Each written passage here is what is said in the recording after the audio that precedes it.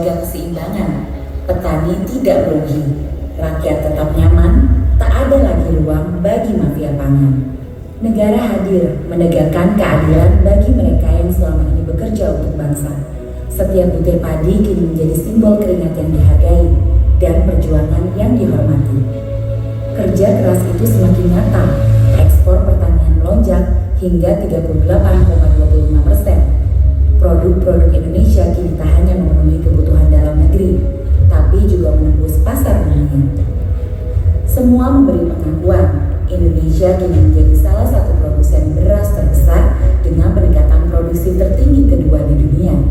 Stok beras nasional bahkan mencapai 4,2 juta ton, tertinggi sepanjang sejarah bangsa Indonesia ini berdiri. Namun, pemerintah tidak berhenti di produksi. Langkah besar berikutnya adalah hilirisasi pertanian. Bahan mentah kini diolah di dalam negeri, menciptakan nilai tambah dan membuka lapangan kerja baru. 8,6 juta tenaga kerja bahkan berpotensi dapat terserap dari upaya hilirisasi ini. Dari sawah hingga pabrik, dari desa hingga ekspor, seluruh rantai pertanian digerakkan untuk menciptakan kesejahteraan yang merata.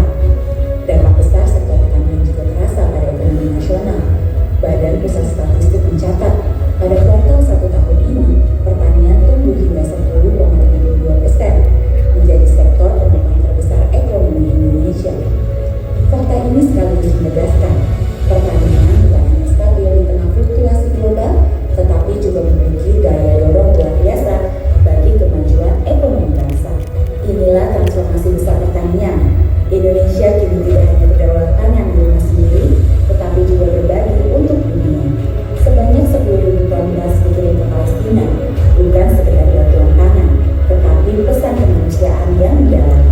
Indonesia kini mampu memberi, bukan lagi meminta. Dunia menyaksikan Indonesia berdiri tegak di tengah krisis pangan global. 1 tahun kepemimpinan Presiden Prabowo Subianto dan Wakil Presiden Gibran Rakabuming telah mengubah wajah pertanian Indonesia.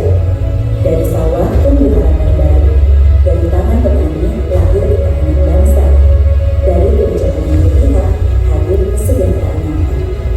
Pertanian Indonesia